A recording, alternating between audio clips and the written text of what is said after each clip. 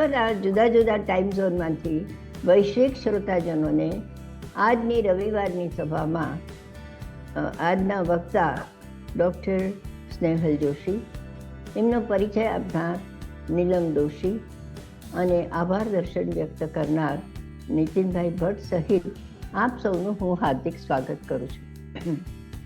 આપણે જાણ કરતા મને અત્યંત આનંદ થાય છે કે આજનો આપણો એપિસોડ છે 233મો એપિસોડ છે. અને આપ સૌ જાણો છો ગુજરાતી સાહિત્ય ફોરમ વિશે જો હું ટૂંકમાં કહું ને તો એ એક નોન રિલિજિયસ અને નોન પોલિટિકલ સંસ્થા છે. દુનિયાભરમાં 60 મિલિયન લોકો ગુજરાતી બોલનારા વસે ગયા છે. અને તમને ખબર છે ગુજરાતીની એક વિશિષ્ટતા હોય છે. ગુજરાતી જ્યાં જાય ત્યાં આગળ એનો પહેરવેશ, એની બોલી, એના રીત રિવાજ, એના તહેવારો બધું સાથે લઈને જાય છે. એ જ પ્રમાણે દુનિયાના ખૂણે ખૂણે જ્યાં જ્યાં ગુજરાતીઓ વસે છે ત્યાં આપણી ગૌરવવંતી ગુજરાતી ભાષા લઈ જવાનો પ્રયત્ન પણ એમને કર્યો જ છે. અને એનો સજ્જડ જો પુરાવો આપું તો આપણા ગુજરાતી સાહિત્ય ફોરમમાં UK, US, પોર્ટુગલ આ બધે ઠેકાણેથી એટલા બધા સભ્યો છે અને બધા જ સભ્યો ખૂબ જ નિયમિત રીતે આપણો આ જે કાર્યક્રમ માણી રહ્યા છે. ગુજરાતી સાહિત્ય ફોરમની આજના ઘણા બધા નવા સભ્યો હશે. એ લોકોની જાણ ખાતર કહું કે ગુજરાતી સાહિત્ય ફોરમ એ ભાષાની પ્રમોશન એટલે કે જાળવણી, પ્રચાર અને પ્રસાર માટે એ ઉત્તમ કાર્ય કરી રહી છે. વધારે જણાવતા મને આનંદ થાય છે કે જે નવા સભ્યો છે તે લોકો માટે કે જો તમને અમારા જૂના એપિસોડ સાંભળવાની ઈચ્છા થાય તો આપ સૌ એ બધા જ એપિસોડ યુટ્યુબ ચેનલ ઉપર જરૂરથી માણી શકશો. આપ યુટ્યુબ ચેનલને સબસ્ક્રાઈબ કરીને આજે 233 એપિસોડ થયા છે એ બધા જોજો. અને એ સાંભળતા તમને કોઈ પણ પ્રશ્ન ઉપસ્થિત થાય તો ચેકબોક્સમાં પ્રશ્ન લખશો, જેથી કરીને વક્તા એનો જવાબ જરૂરથી આપશે. અને હા, જો આપણે કોઈ પ્રશ્ન ઉપસ્થિત ન હોય તો કંઈ નહીં, પણ એનો પ્રતિભાવ જરૂરથી લખજો કે તમને કેટલું ગમ્યું અને એમાં શું છે. એ બધું તમે જરૂરથી તમારો પ્રતિભાવ વ્યક્ત કરશો. વધારે જણાવતા મને એ આનંદ થાય છે કે આ 233 એપિસોડ થયા એમાં 2 કે 3 એપિસોડ જ એવા હશે કે જે રિપીટ થયા હોય, એટલે કે વિષય, પણ બાકી બધા જ 230 કાર્યક્રમ જુદા વિષયો ઉપર થયા છે. એટલે 1 કલાક જો તમારો અમૂલ્ય 1 કલાક જો ગુજરાતી સાહિત્ય ફોરમ તમે જે આપી રહ્યા છો એ 1 કલાકના બદલામાં તમને જરૂરથી કંઈક ને કંઈક નવું જાણવા મળશે જ. એની ખાતરી ગુજરાતી સાહિત્ય ફોરમ આપણે આપી રહ્યું છે. હા, વધારે ટાઈમ ન લેતા આજના આપણા વક્તા છે સ્નેહલભાઈ જોશી.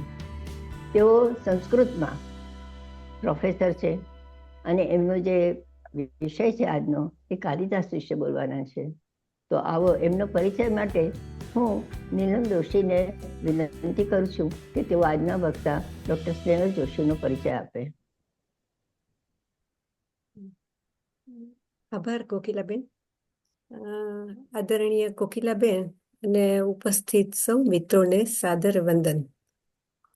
હૈયાના આંગણીએ રૂડા અવસર ભીના આવ્યા છે, દીવા સાથે ઝળહળતા આ શબ્દોને પ્રગટાવ્યા છે.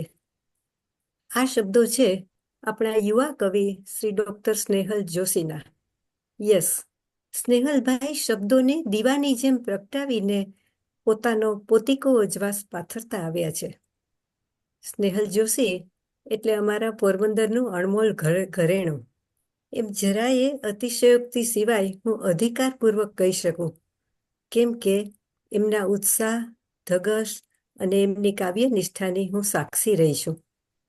એમના 2 કાવ્ય સંગ્રહ સૂર્યનો સંદર્ભ અને વમળો વચ્ચે પ્રકાશિત થઈ ચૂક્યા છે અને ખૂબ સરાહના મેળવી છે.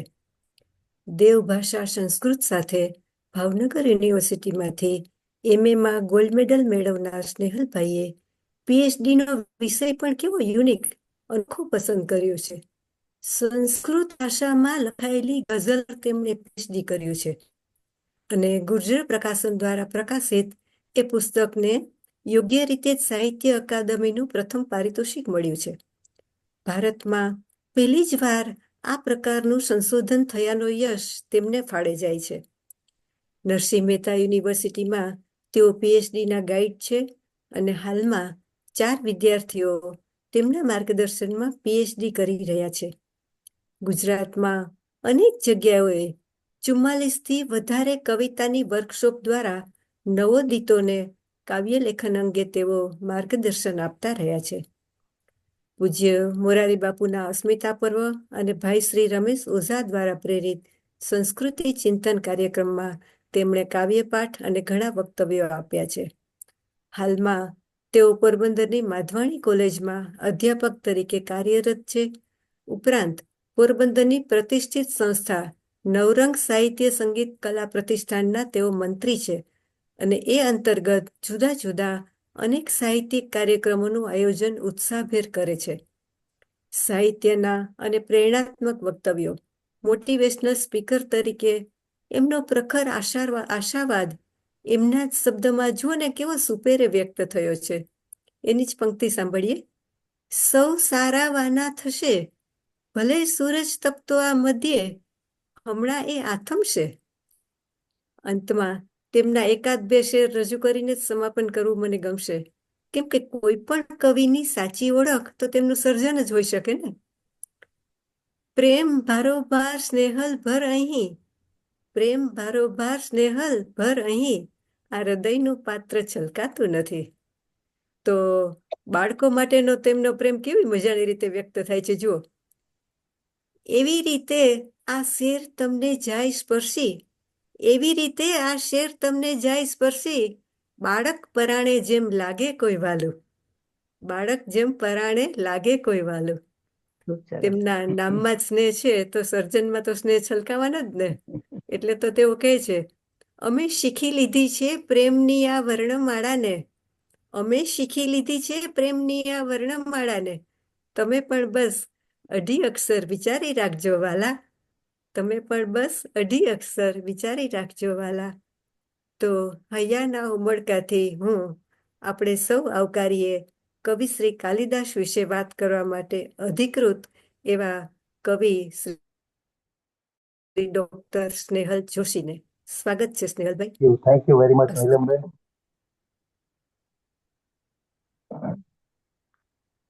તમારા તો ઘણા શેર કરવા સંભળાવવા ગમે, પણ અત્યારે માઇક તમારા હાથમાં આવે. ખૂબ ખૂબ આભાર નીલમબેન. ખૂબ ભાવુકતાથી, ખૂબ લાગણીસભર આત્મીયતાથી આપણે પરિચય આપ્યો અને સ્વાભાવિક છે કે એક મોટા બેન તરીકે જે રીતે આપણે મને નિરંતર પ્રેમ આપ્યો છે તો એ તમારા શબ્દોમાં એ છલકી આવે. તો ખૂબ ખૂબ આભાર. આદરણીય કોકિલાબેન, અલકાબેન, રિંકીબેન અને GSF સાથે જોડાયેલા, ગુજરાતી સાહિત્ય ફોરમ સાથે જોડાયેલા તમામ મિત્રો. આજે મારે જે વાત કરવાની છે એ કાલિદાસ એ કઈ રીતે સંસ્કૃતિનો કવિ નિશ્ચિત થાય છે, કાલિદાસ કઈ રીતે માનવ જીવનને પ્રસ્તુત કરતો કવિ થાય છે એના વિશે. તો કાલિદાસના શબ્દોથી જ આ વક્તવ્યનો પ્રારંભ કરું. કાલિદાસ રઘુવંશના પ્રારંભે, મહાકાવ્ય છે કાલિદાસનું રઘુવંશ, અને એના પ્રારંભે એનો પ્રથમ શ્લોક શિવ અને પાર્વતીને વર્ણન કરતા કહે છે, વાગર્થા વિવ સંપૃક્તૌ વાગર્થ પ્રતિપત્તયે જગતઃ પિતરો વંદે પાર્વતી પરમેશ્વરો. વાણી અને અર્થની સિદ્ધિ માટે જે નિમિત્ત છે અને વાણી અને અર્થની જેમ જે જોડાયેલા છે એવા શંકર અને પાર્વતીને હું વંદન કરું છું. એવું રઘુવંશના પ્રારંભે, રઘુવંશનો શરૂઆત કરતા એવું મંગલાચરણ કાલિદાસ કરે છે. હું મારા વક્તવ્યનું મંગલાચરણ પણ કાલિદાસનો હવાલો લઈ અને આ શ્લોકથી કરું છું. કાલિદાસ એ એટલો વિનમ્ર કવિ છે, એની પ્રતીતિ પણ આ શ્લોક પછીના શ્લોકમાં જ રઘુવંશમાં એ કરાવે છે. એ કહે છે કે ક્વ સૂર્ય પ્રભુઓ વંશ, ક્વ ચાલ્પ વિષયામતી, તિત્તિર સુદુસ્તરમ મોહાદ ઉડુપે નાસ્મિ સાગરમ.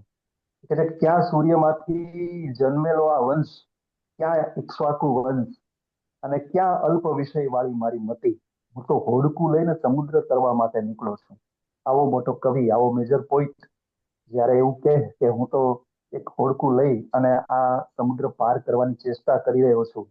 મારું પણ કાલિદાસ જેવું જ છે. આ મહાન વિષય કાલિદાસને પ્રગટ કરવો, કાલિદાસને ખોલી આપવો એ જેવું તેવું કામ નથી. આ તો એક મહાસાગર છે, એક દરિયો છે, અને એ દરિયામાં હોડી લઈ અને તરવા જેવી ચેષ્ટા હું કરી રહ્યો છું. કાલિદાસની ભવ્યતા, કાલિદાસની દિવ્યતા ને અંજલિ આપતા કાલિદાસનો અનુગામી એક લેખક, એક વાર્તાકાર એવું કહે છે કે નવો અર્થો જાતિર્ગ્રામ્ય શ્લેષો અક્લિષ્ટો સ્ફુટો રસઃ વિકટાક્ષર મધ્યશ્ચ કૃત્તમ એકત્ર દુર્લભ. બાણભટ્ટ એની કથામાં એવું કહે છે સંસ્કૃતમાં કે અર્થની નવીનતા, વર્ણોમાં સંસ્કારિતા, સરળ શ્લેષ, રસની સ્ફુટતા અને નૃત્ય કરતા હોય એવી શબ્દોવાળી પદાવલી એ એક જગ્યાએ મળવું દુર્લભ છે. આ બધું એક જગ્યાએ જોઈ શકાતું નથી. આવું બાણભટ્ટ પહેલા કહી ચૂક્યો છે. પણ પછી એને જયારે કાલિદાસને કદાચ વાંચ્યા હશે ત્યારે એને કાલિદાસ વિશે એવું કહ્યું, દીર્ઘતાસુ ન વાકસ્ય કાલિદાસસ્ય સુપ્તિષુ પ્રીતિર મધુર સાંદ્રાસુ મંજરી સ્વીવ જાયતે. એને કાલિદાસને વાંચ્યા પછી પોતે જે પહેલા મત આપ્યો કે આવું બધું એકત્ર ક્યાં જોવા મળે, આ બધું તો દુર્લભ છે, અર્થની નવીનતા અને સ્ફુટતા અને રસની સ્ફુટતા વગેરે. પણ પછી એને એમ કીધું કે આમ્ર મંજરી જેવી મનને પ્રસન્ન કરે એવી કાલિદાસની જે મધુર વાણી છે એ વાણી સાંભળીને કોણ ન ઝૂમી ઉઠી શકે. તો કાલિદાસની વાણીમાં, કાલિદાસની મધુર ભાષામાં એક પ્રકારની એવી સ્ફુટતા છે, એક પ્રકારની એવું આકર્ષણ છે કે જે તમામ વાચકોને, ભાવકોને એ આકર્ષે છે. કાલિદાસ એક એવો કવિ છે, રાજશેખર નામના એક મીમાંસક થઈ ગયા 10મી સદીમાં, કાવ્યશાસ્ત્રી થઈ ગયા. એને બહુ સરસ વાત કરી કાલિદાસ વિશે કે કાલિદાસ એક એવો કવિ છે જેના કાવ્યોની કીર્તિની પાંખ ઉપર બેસીને એને સમગ્ર દુનિયાને રસપાન કરાવ્યું છે. એટલે સમગ્ર દુનિયામાં એ ઘૂમી વળ્યો છે, સમગ્ર વિશ્વમાં, જગતમાં એ પોતાની કવિતાની કીર્તિની પાંખ ઉપર બેસીને સમગ્ર વિશ્વમાં ઘૂમી વળ્યો છે. જે રાજશેખરે આવું કહ્યું કાવ્ય મીમાંસામાં, એ રાજશેખર 10મી સદીમાં થઈ ગયેલા કવિ છે, નાટ્યકાર છે, અને એથી વિશેષ પણ એ કાવ્યશાસ્ત્રી છે. અને કાવ્ય મીમાંસા નામનો એનો એક બહુ જ મોટો આકર ગ્રંથ એણે 10મી સદીમાં રચ્યો છે. 930 થી 977 સુધીનો એનો સમય છે, ઈસવીસનના 930 થી 77 સુધીનો. 10મી સદીમાં એને આ વાત કરી કે કાલિદાસ ભારતભરમાં પોતાની ઘૂમી વળ્યો છે. એટલે એ ભારતભર એટલે કે વિશ્વભર કહેવાનો મતલબ એનો એવો હશે કે એને આર્યાવર્તની સમગ્ર સંસ્કૃતિ ને પોતાનું ઘેલું લગાડ્યું હશે. 10મી સદીમાં તો ભારતે પોતાના સીમાડાઓ નહોતા ઓળંગ્યા અને કદાચ જગતનું દર્શન નહોતું કર્યું. અને એ સમયમાં રાજશેખર એવું લખે કે સમગ્ર વિશ્વમાં કાલિદાસની કીર્તિ પહોંચી છે, ત્યારે એનો કહેવાનો મતલબ એવો હશે કે સમગ્ર ભારતમાં એટલે કે આર્યાવર્તમાં કાલિદાસની કીર્તિ છે એ છવાયેલી હશે. પણ 18મી સદીમાં એક અંગ્રેજ વ્યક્તિ, એક બ્રિટનનો એક વ્યક્તિ, ભાષાશાસ્ત્રી, એ ભારત આવે છે અને ભારત આવી અને એ ભારતીય સંસ્કૃતિનો અભ્યાસ કરે છે. એનું નામ છે વિલિયમ જોન્સ.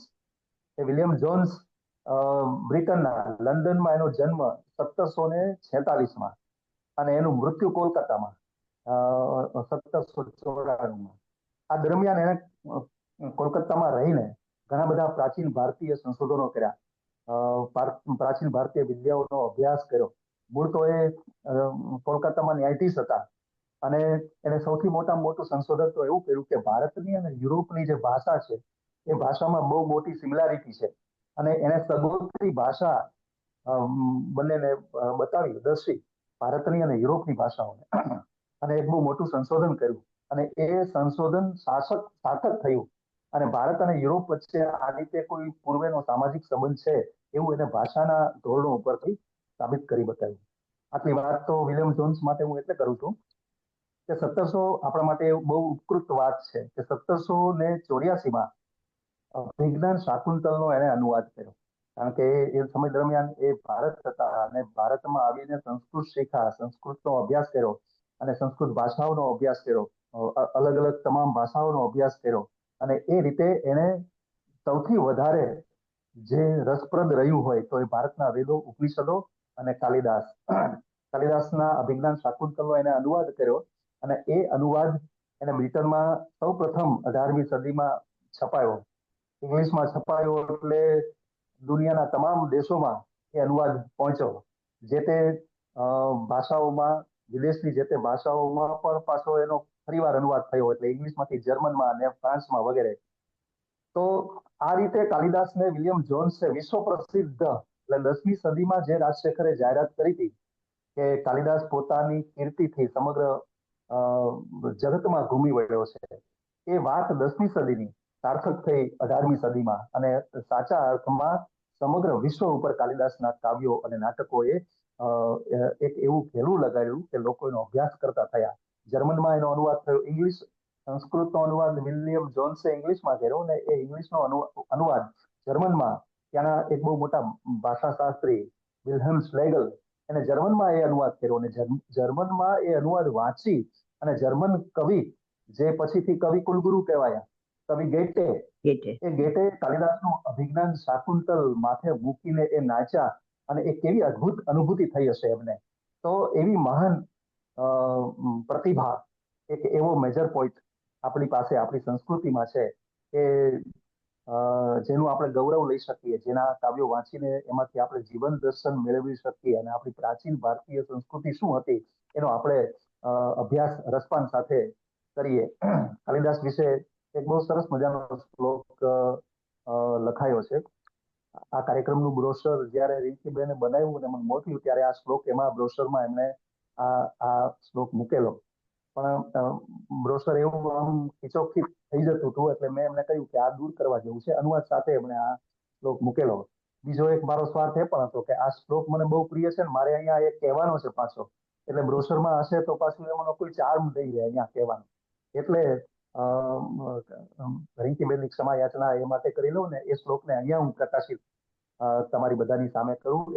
એ શ્લોક એટલો અદ્ભુત છે, જે લખનાર, જે વિદ્વાન પંડિત કવિ છે, એ એટલો બધો વિચક્ષણ છે કે એણે પોતાની પૂરી ચતુરતા ભાષાકીય યોજી અને આ શ્લોકની રચના કરી છે. એવું કહેવાય છે આ શ્લોકમાં કે પુરા કવિનામ ગણના પ્રસંગે કનિષ્ઠિકા અધિષ્ઠિત કાલિદાસા અદ્યાપી તત્તુલ્ય કવેર અભાવાદ અનામિકા સાર્થવતી બભુવ. પહેલા જ્યારે શ્રેષ્ઠ કવિઓની ગણના થઈ ત્યારે અનામિકા ઉપર કાલિદાસનું નામ મૂકવામાં આવ્યું. સોરી, કનિષ્ઠિકા ઉપર. કનિષ્ઠિકા એટલે છેલ્લી આંગળી, ટચલી આંગળી, જેને ગુજરાતી ભાષામાં એવું કહેવાય, દેશી ભાષામાં ટચલી આંગળી. તો જે છેલ્લી આંગળી છે એ કનિષ્ઠિકા છે, એનાથી આગળની જે આંગળી છે એ અનામિકા છે, એના પછીની આંગળી છે એ મધ્યમા છે, અને એના પહેલાની જે આંગળી છે એ તર્જની છે. અને આ આંગળી નથી, આ તો અંગુષ્ઠ છે. એટલે મૂળ તો 4 આંગળી છે, પણ છતાંય આપણી કહેવતમાં 5 આંગળીઓ સરખી એવી વાતો છે. પણ આ 4 આંગળીઓ, તો પહેલી તર્જની, બીજી મધ્યમા, ત્રીજી અનામિકા અને છેલ્લી કનિષ્ઠિકા. જ્યારે કોઈ પણ વસ્તુની આપણને કોઈ ગણવાનું કે ત્યારે આપણે એક એમ કરીને તકલી આંગળી ઉપર પહેલી જે વસ્તુ હોય એનું નામ આપણે મૂકીએ, પછી બીજા ક્રમે બીજી આવે, ત્રીજા ક્રમે પછીની આંગળી આવે. તો કાલિદાસનું નામ જ્યારે લીધું ત્યારે કનિષ્ઠિકા ઉપર આંગળી મૂકી. હવે કાલિદાસની સરખામણી કરી શકે એવો કવિ કોઈ બીજો ખરો, અથવા તો બીજી આંગળી ઉપર કોનું નામ મૂકવું? તો કાલિદાસની બાજુમાં બેસી શકે, કાલિદાસની સરખામણી થઈ શકે એવો કોઈ કવિ છે જ નહીં. ત્યારથી આ આંગળીનું નામ અનામિકા પડી, નામ વગરની. કાલિદાસ પછી બીજો કોઈ એવો કવિ જ નથી કે જેનું નામ અહીંયા મૂકી શકાય. આ આંગળીનું નામ, આ એક કવિની કલ્પના છે, પણ સાર્થક કલ્પના છે. અને બીજી જે હું કવિની જે ચતુરાઈની વાત કરતો હતો એ છે કે એણે એવું કીધું કે અદ્યાપી તત્તુલ્ય કવેર અભાવાય. આજે પણ, આમાં જે અદ્યાપી શબ્દ છે એ બહુ મહત્વનો છે. આજે પણ એટલે આ શ્લોક 1000 વર્ષ પહેલા જયારે કહેવાયો હશે ત્યારે પણ આજે પણ, 500 વર્ષ પહેલા કહેવાયો હશે ત્યારે પણ આજે પણ, અત્યારે કહેવાયો છે ત્યારે આજે પણ કાલિદાસની કોઈ તુલના કરી શકે એમ નથી. હવે પછીના 500 વર્ષ પછી કહેવાશે ત્યારે પણ કે આજે પણ કાલિદાસ જેવો કોઈ કવિ નથી. એના પછી 1000 વર્ષ પછી કહેવાશે ત્યારે પણ, ટૂંકમાં જ્યારે પણ આ શ્લોક બોલાશે ત્યારે એની સમસામયિકતાની દ્રષ્ટિએ આ શ્લોક પોતાનું વજૂદ, કાલિદાસની પ્રતિભાને રજૂ કરતું પોતાનું જે કહેવત છે એ આ શ્લોક કાયમ રજૂ કર્યા કરશે. તો એવા સંસ્કૃતિના સંવાહક, એવા જીવન દર્શનને પ્રગટ કરતા કાલિદાસની કૃતિઓમાં પ્રવેશીને આપણે થોડી વાત કરીએ. કાલિદાસ એવું કહે છે, પુરાણ મિત્યેવ ન સાધુ સર્વમ. માલિકાગ્નિ મિત્ર એવું નાટક છે, અને એવું કહ્યું કે જૂનું છે એટલું જ સારું છે એવું માની લેવાની કોઈ જરૂર નથી. નવું છે, નવાનું પણ મહત્વ છે. આપણે ત્યાં ઓલ્ડ ઇઝ ગોલ્ડ એવી કહેવત છે. અને કાલિદાસના સમયમાં કદાચ આવું હશે કે જૂનું બધું વખણાતું હશે, નવાને કોઈ પ્રાધાન્ય નહીં આપતું હોય, તો કાલિદાસ એમ કહે છે કે કંઈક નવું કરવું જોઈએ. કાલિદાસ પહેલા ઘણા બધા નાટ્યકારો થઈ ગયા. ભાસ મહાકવિ નાટ્યકાર, એને 13 નાટકોની રચના કરી, તો એ પણ એની પહેલા થઈ ગયા.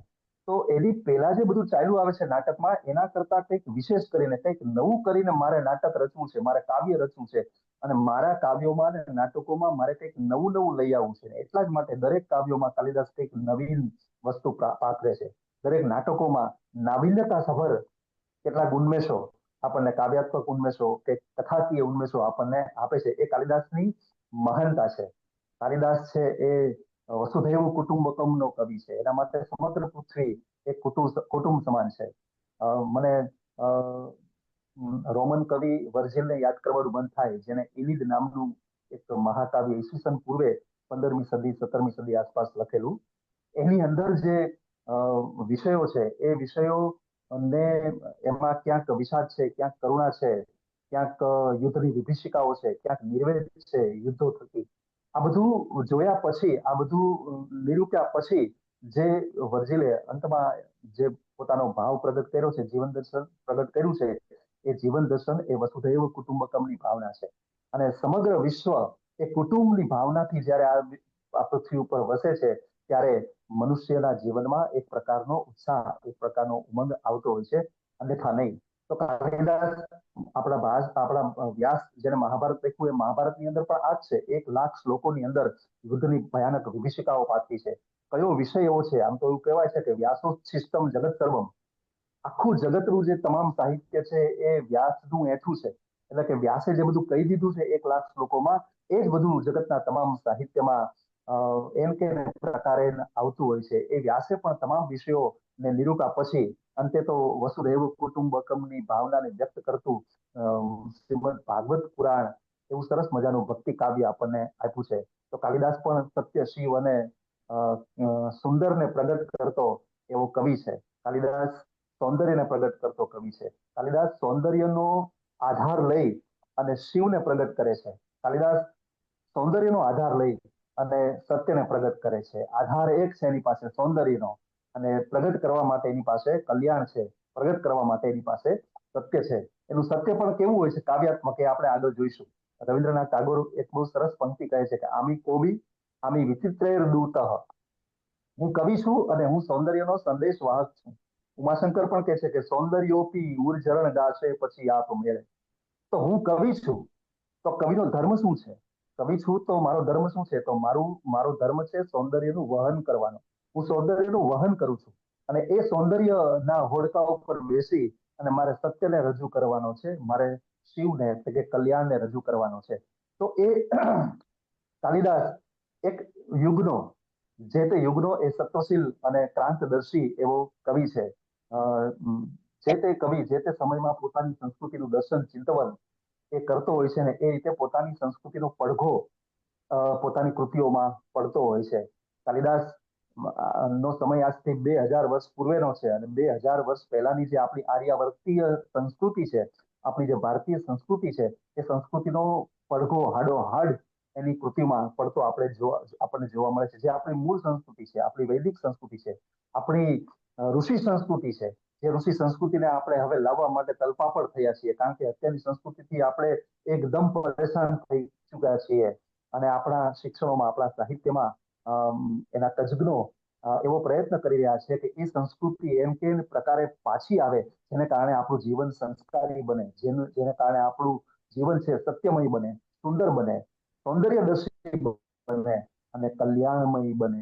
એવી વાત આપણા વિદ્વાનો કરતા હોય છે, આપણા નિષ્ણાતો કરતા હોય છે. તો એ સંસ્કૃતિ માં શું હતું અને એ સંસ્કૃતિનો પડઘો કાલિદાસની કૃતિઓમાં કઈ રીતે પડ્યો, એ નો થોડોક અભ્યાસ આપણે મારા આ વક્તવ્ય દરમિયાન કરીએ. જેવી રીતે કાલિદાસ ની સંસ્કૃતિનો પડઘો કાલિદાસની કૃતિઓમાં પડ્યો, એમ ગ્રીક કવિ હોમર કે જેણે ઇલિયડ અને ઓડિસી મહાકાવ્યો લખ્યા, અને એ ગ્રીક સંસ્કૃતિનો જે પડઘો છે એનામાં પડે છે. તો કોઈ પણ સંસ્કૃતિ ના મૂલ્યો અલગ હોય છે, એના એથિક્સ એન્ડ વેલ્યુ એ અલગ હોય છે. ભારતીય સંસ્કૃતિના હોય એવા ગ્રીક સંસ્કૃતિના ન હોય ને કોઈ બીજી સંસ્કૃતિના એવા ન હોય, પણ જે સંસ્કૃતિનું જે પ્રવર્તમાન હોય છે એ ઢાંચો એની સાહિત્ય કૃતિઓમાં, એ સમયની સાહિત્ય કૃતિઓમાં જે તે કવિ છે એ ઝીલી લેતો હોય છે. તો એવી રીતે કાલિદાસે પોતાની સંસ્કૃતિનો ઢાંચો, પોતાની સંસ્કૃતિનું રૂપ માળખું એ પોતાની કૃતિઓમાં, અભિજ્ઞાન શાકુંતલ કે મેઘદૂત કે રઘુવંશ જેવી કૃતિઓમાં એને ઝીલી લીધું છે. તો વાત કરતો વિલિયમ જોન્સે અનુવાદ કર્યો પછી જર્મન કવિ ગેટે એ મસ્તક ઉપર મૂકીને નાચે છે અભિજ્ઞાન શાકુંતલે, અને એ કહે છે કે if heaven and earth combined in one name, that name would be her. એ કહે છે કે પૃથ્વી અને સ્વર્ગ એ બંને ક્યાંય સાથે જ હોય. પરિણા પહેલાનું જે પુષ્પ છે, પરિણત પ્રજ્ઞા પહેલાનું જે પુષ્પ છે અને પરિણત પ્રજ્ઞા પછીનું જે ફળ છે, આ બંને એક સાથે ક્યાંય જોવા હોય, અથવા તો પૃથ્વી અને સ્વર્ગનું મિલન ક્યાંય એક સાથે જોવું હોય, તો એ તમે અભિજ્ઞાન શાકુંતલમાં જોઈ શકો. અને હું તો ત્યાં સુધી કહું કે એની દરેક કૃતિઓમાં આ વસ્તુ જોઈ શકાય છે. ઉમાશંકર જોશીએ એનો સુંદર મજાનો અનુવાદ કર્યો છે. એટલે નીલમ બેન, આ આપણે જોઈએ એક સરસ મજાનું પદ્ય શાર્દુલ વિકલિત છંદમાં લખાયેલું. વર્ષારંભ તારા પ્રસૂન વળી છે, વર્ષાંત તેરા ફળ આનંદે રસ સાંદ્ર આત્મ કરી છે, સંતર્પિત પોતે વળી પૃથ્વીને વળી સ્વર્ગ બેય મળી જ્યાં દૂર થાય એક સ્થળે, બોલાઈ જતું એ સૌ તવલવું જ્યાં નામ શાકુંતલ. આ ગેટેનો ભાવ છે. મિલ્ટન કવિ એવું કહે છે કે કવિ મિલ્ટન કે જેને પેરેડાઇઝ લોસ્ટ નામનું કાવ્ય લખ્યું છે. કાલિદાસ ના કાવ્યોમાં પણ પેરેડાઇઝ લોસ્ટ અને પેરેડાઇઝ રિગેઇન્ડ નું બહુ મહત્વ છે. એની વાત થોડીક આગળ કરીશ, પણ મિલ્ટન શું કહે છે કે આ સકલ વિશ્વ એ કવિના જ્ઞાનનો વિષય હોવો જોઈએ. કવિનું જ્ઞાન બહુ બહોળું હોવું જોઈએ. એ કવિની પહેલી આવશ્યકતા છે, જરૂર છે, એનામાં નિપુણતા હોવી જોઈએ. શક્તિ, નિપુણતા અને અભ્યાસ, આવા બે તત્વો કવિમાં હોવા જોઈએ. એવા આપણા પ્રાચીન કાવ્યશાસ્ત્રીઓ વાત કરી ગયા. શક્તિ એટલે પ્રતિભા, જન્માંતરથી એનામાં પડેલું બીજ એ હોવું જોઈએ. સાથે સાથે નિપુણતા હોવી જોઈએ. નિપુણતા એટલે કવિ મિલ્ટન જેમ કે છે કે સકલ વિશ્વનું જ્ઞાન કવિમાં હોવું જોઈએ. સકલ વિશ્વના જ્ઞાનનો વિષય એની કવિતાનું કેન્દ્ર હોવું જોઈએ. રવિન્દ્રનાથ ટાગોરનું એક કાવ્ય છે ધ ગ્રેટ સિમ્પથી. એ કાવ્યમાં એ કહે છે કે how little I know of this mighty world. અરે આ દુનિયા વિશે હું કેટલું બધું જાણતો નથી. એનો રંજ પોતે એ કાવ્યમાં પ્રગટ કરે છે, અને આગળ પછી એ વર્ણન કરે છે કે શું શું જાણવું જોઈએ આ દુનિયા વિશે, અને એ કવિ માટે કેટલી આવશ્યકતા છે, જરૂરિયાત છે. તો કાલિદાસ ની કવિતાની અંદર આ વસ્તુ આપણને જોવા નથી મળતી. એના જ્ઞાનનો જે વિસ્તાર છે, પ્રસ્તાર છે, એ અદ્ભુત છે.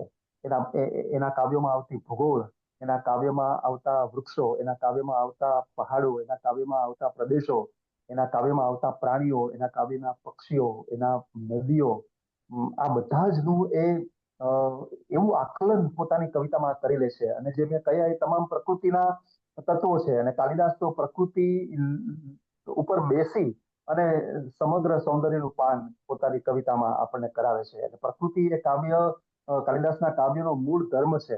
અને પ્રકૃતિને લઈને જીવન દર્શન આપવું, પ્રકૃતિને લઈને પ્રેમનું વર્ણન કરવું, કે પ્રકૃતિને લઈને તમામ વિષયોનું વર્ણન કરવું, એ કાલિદાસ નો જાણે ધર્મ છે, કાવ્ય ધર્મ છે, એવું આપણને લાગે છે. કાલિદાસ સાથે જરાક આમ શેક્સપિયર ને મૂકી જોવા જેવા ખરા. શેક્સપિયર નું નામ તો કોણે ન સાંભળ્યું હોય, સ્વાભાવિક છે.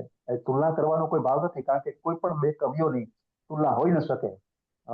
સમકાલીન કવિઓની તો ન પણ હોઈ શકે, પણ કોઈ પણ કવિની તુલના કરવી, કારણ કે એક સંસ્કૃતિમાં રહેતા કવિ અને અલગ અલગ સંસ્કૃતિમાં રહેતા કવિ એ પોતાની રીતે, પોતાની પ્રતિભાથી કાવ્યનું સર્જન કરતા હોય છે. એમાં જયારે બે અલગ અલગ સંસ્કૃતિના કવિ હોય ત્યારે તો કોઈ સરખામણીનો ભાવ જ ન હોય.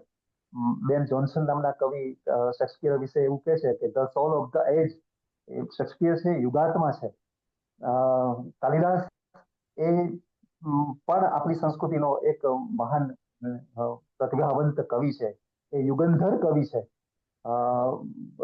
શેક્સપિયરના 37 જેટલા નાટકો છે. એની અંદર એને પ્રેમ, શોક, કરુણા, પરાક્રમ, ભય, આશ્ચર્ય, લજ્જા, હાસ્ય, જુગુપ્સા, નિર્વેદ, વિષાદ, વેર, કપટ, દુષ્ટતા, કુલિલતા, વિશ્વાસઘાત, યુદ્ધ, ક્રોધ, હત્યા, આવા કેટલા બધા ભાવો આ 37 નાટકોમાં આપણે જાણીએ છીએ કે ઓથેલો એનું પ્રખ્યાત નાટક છે, હેમ્લેટ એનું પ્રખ્યાત નાટક છે, રોમિયો જુલિયટ, આ બધા તો વિશેષ નાટકો છે. પણ એની 37 કૃતિઓની જે આખી નાટ્ય સૃષ્ટિ છે, એ નાટ્ય સૃષ્ટિમાં અસંખ્ય વિષયો એને લઈ અને માનવ નિયતિનું એને નિર્માણ કર્યું છે પોતાના મંચ ઉપર, નાટ્ય મંચ ઉપર. કાલિદાસ નો સેન્ટર જે સબ્જેક્ટ છે, જે કેન્દ્રીય વિષય છે કાલિદાસના નાટકો કે કાવ્યનો, એ પ્રેમ છે. અને પ્રેમ દ્વારા ઉપર કયા એવા તમામ વિષયો અને તમામ ભાવો એ કાલિદાસ આપણને જણાવે છે અને કાલિદાસ આપણને એમાંથી રસવૃત્ત કરે છે. કણ કણ સમાયેલો છે કાલિદાસની કાવ્ય અને નાટ્ય સૃષ્ટિમાં. પૃથ્વીનો એક એક કણ એના કાવ્યનો વિષય છે. પૃથ્વીથી શરૂ કરીને આગળ પર્વત પર પણ જાય છે અને પર્વત પરથી પણ એના વિષયો જ્યારે અલ્પ બને છે ત્યારે એ સ્વર્ગમાં ગતિ કરે છે અને સ્વર્ગને પણ પોતાની કવિતાનો એ વિષય બનાવે છે. એટલે આમ કાલિદાસ છે એ પૃથ્વીથી સ્વર્ગ તરફ ગતિ કરતો, એટલે કે ઊંચાઈ તરફ ગતિ કરતો એવો કવિ છે. અને આ માટે હમણાં કહ્યું એમ કાલિદાસ પાસે પ્રકૃતિનું એક બહુ જ સુંદર મજાનું અવલંબન છે. પ્રકૃતિને લઈને પ્રકૃતિનો આ નિતાંત ભાવક કવિ છે અને પ્રકૃતિને લઈને એ પોતાની કાવ્ય સર્જના કરે છે. અને ગહનતમ વિષયો, પ્રેમના સંઘર્ષો, કામના સંઘર્ષો, દિવ્યતાના સંઘર્ષો એ આપણી વચ્ચે, કારણ કે કોન્ફ્લિક્ટ છે એ કવિતા અને નાટકનો પ્રાણ હોય છે.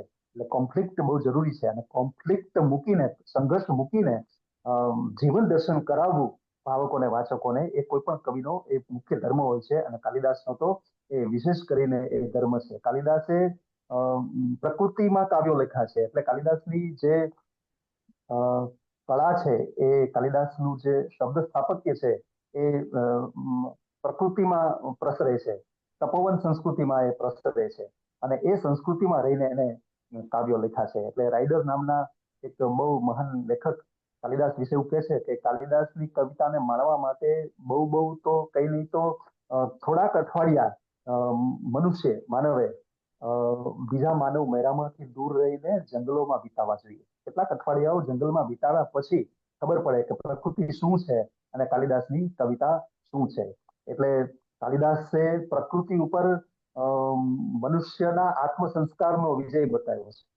મનુષ્ય છે એ પ્રકૃતિ ઉપર અવલંબિત થઈ અને એ પોતાનો ભાવ પ્રગટ કરે એવું કાલિદાસને અભિપ્રેત છે. અને પ્રકૃતિ ઉપર માનવ ભાવનો આરોપણ પણ કાલિદાસનો એક બહુ મોટો વિશેષ છે. કાલિદાસની કવિતામાં નદીઓ એ પાત્ર બનીને આવે છે. કાલિદાસની કવિતામાં મેઘ છે એ પાત્ર બનીને આવે છે. કાલિદાસની કવિતામાં શાકુંતલમાં વૃક્ષો પાત્ર બનીને આવે છે અને શકુંતલાને વિદાય આપતા હોય એવું દ્રશ્ય રચાય છે. તો પ્રકૃતિ પાત્ર બનીને આવે અને પ્રકૃતિને જીવંત બનાવી અને એક બહુ મોટો જીવન સંદેશ, એક બહુ સંસ્કૃતિનું બહુ મોટું સ્થાપન કાલિદાસ ત્યાં આપણને કરે છે. કાલિદાસના ઋતુ સંહાર, એ મેઘદૂત, એ કુમાર સંભવ કે શાકુંતલ એ પ્રકૃતિના નિતાંત રસકર્મક એવા કાવ્યો છે. અને એની વાત આપણે કરીએ, શરૂઆત ઋતુ સંહારથી કરીએ તો ઋતુ સંહાર એ 6 ઋતુઓને પ્રગટ કરતું કાલિદાસનું એક મનોરમ્ય કાવ્ય છે, જેની અંદર ગ્રીષ્મ ઋતુથી કાલિદાસ પ્રારંભ કરે છે અને પછી વર્ષા, પછી શરદ, પછી હેમંત, પછી શિશિર અને પછી વસંત. તો તમે જુઓ કે એકદમ પ્રકૃતિ ને અનુરૂપ એવી 6 ઋતુઓ અને આ ઋતુઓમાં પ્રકૃતિ ઉપર શું પરિવર્તન આવે છે અને પ્રકૃતિ ઉપર પરિવર્તન આવ્યાથી એની અસર માનવ ઉપર શું થાય છે, પાત્રો ઉપર, મનુષ્ય પાત્રો ઉપર શું થાય છે, એને પ્રગટ કરતું આ એક અદ્ભુત કાવ્ય છે. યુવા અને નવોદિત કવિ તરીકે કાલિદાસનું આ પ્રથમ કાવ્ય છે ઋતુ સંહાર. એટલે કાલિદાસની જે કળા જે છે એ કવિ તરીકેની જે પરિણત પ્રજ્ઞાનું ફળ છે એ અહીંયા ઓછું જોવા મળે, પણ છતાંય એક અદ્ભુત પ્રકારનું કાવ્ય. અને એમાં વસંતનું વર્ણન કરતી વખતે તો કાલિદાસ, વર્ષાનું વર્ણન કરતી વખતે ઋતુ સંહાર કાવ્યમાં કાલિદાસ ખૂબ ખુલ્યા છે અને સર્વમ પ્રિય ચારુતરમ વસંતે કહીને એક માદકતા, વસંત ઋતુની આહ્લાદતા એ આપણને પ્રગટ કરી છે. એટલે આખું કાવ્ય પ્રણય ભાવને કેન્દ્રમાં રાખી અને એ પ્રકૃતિ ઉપર બેસી અને કાલિદાસે ગીતાંત વર્ણનો પ્રકૃતિના સૌંદર્યના કર્યા છે. પણ કાલિદાસનું પ્રથમ કાવ્ય છે. કાલિદાસ યુવાન છે, એટલે એક જે જીવનનો સંદેશ મળવો જોઈએ, યથાતથ સંદેશ, જીવનનું જે સૌંદર્ય મળવું જોઈએ એ અહીંયા મળતું નથી. જીવન દર્શન જે થવું જોઈએ એ સ્વાભાવિક છે, મળતું નથી. પણ એ આગળ જતા કાલિદાસ જેમ જેમ પોતાની કાવ્ય રચનામાં આગળ વધતો જાય છે એમ એ જીવન દર્શન આપતો જાય છે. અને પછીનું સર્જન એનું મેઘદૂત. મેઘદૂતમાં મેઘને દૂત બનાવી અને યક્ષ છે એ પોતાની પત્નીને સંદેશો મોકલે છે. આ જાણીતી વાત આ બધાને ખબર છે. કશ્ચિત કાંતા વિરહ ગુરુનામ સ્વાધિકારાત પ્રમત્તઃ સાપે નાસ્તમ ગમિત મહિમા વર્ષ ભોગ્યેન ભર્તૃ યક્ષ ચક્રે જનક તનયા સ્નાન પુણ્યો દતેષુ સ્નિગ્ધ છાયા તરુષુ વસ્તિમ રામગિર્યાશ્રમેષુ. આ મેઘદૂતનો પહેલો શ્લોક છે. પહેલા શ્લોકની અંદર કાલિદાસ ભૂમિકા આખા કાવ્યની બાંધે છે કે યક્ષ દ્વારા શાપને કુબેર દેવતા દ્વારા શાપને પામેલો એવો એનો એક સેવક યક્ષ એ પોતાની પત્નીથી ખૂબ દૂર રહે છે. એટલે કે છેક ઉત્તરથી દક્ષિણમાં એ રહે છે. એટલે કે અલકા નગરીથી શાપિત થઈ અને એ દક્ષિણમાં રામગીરીના આશ્રમમાં એ નિવાસ કરે છે. શાપનું કારણ પણ એના ટીકાકારો, કાલિદાસના ટીકાકારો આપે છે. શાપનું કારણ એવું કહે છે કે કુબેરે યક્ષની નિયુક્તિ કરી છે રોજ સવારે, વહેલી સવારે પુષ્પ લાવીને શંકરના દેવાલયમાં મૂકવાની, કે પછી પુષ્પ હોય અને એ શંકરની પૂજા એ પુષ્પથી કરી શકે. આ કામ યક્ષને કુબેર સોંપેલું છે. પણ પત્નીમાં આસક્ત એવો વહેલી સવારે ઉઠી નહીં શકતો એવો યક્ષ છે એ રાતે જ પુષ્પ ચૂંટી અને એ મૂકી દે છે શંકરના મંદિરે. અને રોજ સવારે એ પુષ્પ કળીઓના સ્વરૂપમાં પુષ્પ રૂપે ખીલી જાય અને કુબેર છે એ મહાદેવને પુષ્પ ચડાવે. પણ એક દિવસ એવું બન્યું હશે કે કળીઓમાં ભમરો પુરાઈ રહ્યો હશે અને સવારે જયારે બહાર નીકળ્યો હશે ત્યારે એને કુબેર દેવતાને દંશ દીધો હશે. અને આખી ઘટનાને કુબેર દેવતા પામી ગયા હશે કે રાતે જે કળીઓ મૂકી જાય છે એવા યક્ષનું આ પરાક્રમ છે. એટલે યક્ષને બોલાવી યક્ષને શાપ આપે છે કે પતિની આસક્તિમાં કે જે આ જે ફરજને તું ચૂકો છું એના માટે થઈ અને તારે એનાથી દૂર રહેવાનું છે. એટલે 1 વર્ષ માટે એને અલકા નગરીથી દૂર, હિમાલયમાં આવેલી અલકા નગરીથી દૂર, પોતાની પત્નીથી દૂર એવા રામગીરીના આશ્રમમાં દક્ષિણમાં એને જવાની ફરજ પાડે છે. અને એ ત્યાં નિવાસ કરે છે. થોડા સમય તો એને ત્યાં ગાળી નાખ્યો છે. 8 મહિના તો એને ત્યાં પસાર કરી દીધા છે. અને હવે બાકીના 4 મહિના એના માટે બહુ વિફળ બને છે. અને એવું કે છે કે આષાઢસ્ય, કાલિદાસ વર્ણન કરે છે, આષાઢસ્ય પ્રથમ દિવસે મેઘ માસ્ત્રીચ સાનું. આષાઢના પહેલા દિવસે જ્યારે વપ્ર ક્રીડા કરતા, પાણી સૂંઢમાં ભરી અને પછી એની પિચકારી કરતા, એનો ફુવારો કરતા એવા હાથીઓને એ જોવે છે. અને બરોબર સામે મેઘનું દ્રશ્ય રચાય છે. અને મેઘને જ્યારે યક્ષ જોવે છે ત્યારે પોતાની પત્નીથી એટલો બધો એના વિરહથી પીડિત છે અને એને યાદ આવે છે. અને પછી કાલિદાસની જે સર્જના છે એ શરૂ થાય છે. કાલિદાસ ભૂગોળને બરોબર જાણે છે. રવિન્દ્રનાથે કહ્યું ને કે બહુ જાણવું પડતું હોય છે. મિલ્ટને પણ કીધું કે કાલિદાસે તમામ વિષયોનું જ્ઞાન કોઈ પણ કવિએ ધરાવવું પડતું હોય છે. તો કાલિદાસ પાસે ભારતીય સંસ્કૃતિનું, ભૂગોળનું અનન્ય જ્ઞાન છે. એને અલકાથી શરૂ કરીને, ઉત્તરથી શરૂ કરીને મેઘને મોકલ્યો છે. એ મેઘને જોવે છે એટલે પોતાની પત્ની ને સંદેશો પહોંચાડવા માટે એને સંદેશવાહક બનાવે છે. તું બન અને મારી પત્નીને તું સંદેશો કહેવા જા. કારણ કે આ રામગીરી આશ્રમોમાં એવું કોઈ છે નહીં કે આટલી બધી દૂર એ જઈ શકે અને પોતાની પત્નીને એ પોતાનો સંદેશો પહોંચાડી શકે. એટલે મેઘને, આ મેઘ જેવા નિર્જીવ તત્વને કાલિદાસ સંદેશ વાહનનું પાત્ર બનાવે છે, સાધન માધ્યમ બનાવે છે અને એક જીવંતતા એનામાં આરોપિત કરે છે. એ કાલિદાસની એક વિશિષ્ટતા છે. એટલે અને આમ તો કવિઓ, અમારા ગુજરાતી એક કવિ છે અકબર અલી જસદણવાળા, એની ગઝલનો એક શેર છે કે અમે પાગલ અમારે ભેદ સો ચેતન અચેતનમાં, અમે પાગલ અમારે ભેદ સો ચેતન અચેતનમાં, પ્રતિમા હો કે પડછાયો હું આલિંગન કરી લઉં છું. પ્રતિમા હોય કે પડછાયો હોય, અમે તો પાગલ છીએ. અમારે જે પ્રેમમાં પાગલ છે, જે પ્રેમમાં ઉન્મત્ત છે એવા લોકો બીજું કશું વિચારતા નથી. કાલિદાસનો યક્ષ પણ આવો છે, પ્રેમમાં ઉન્મત્ત છે, પોતાની પત્નીમાં વિરહથી સંતપ્ત છે.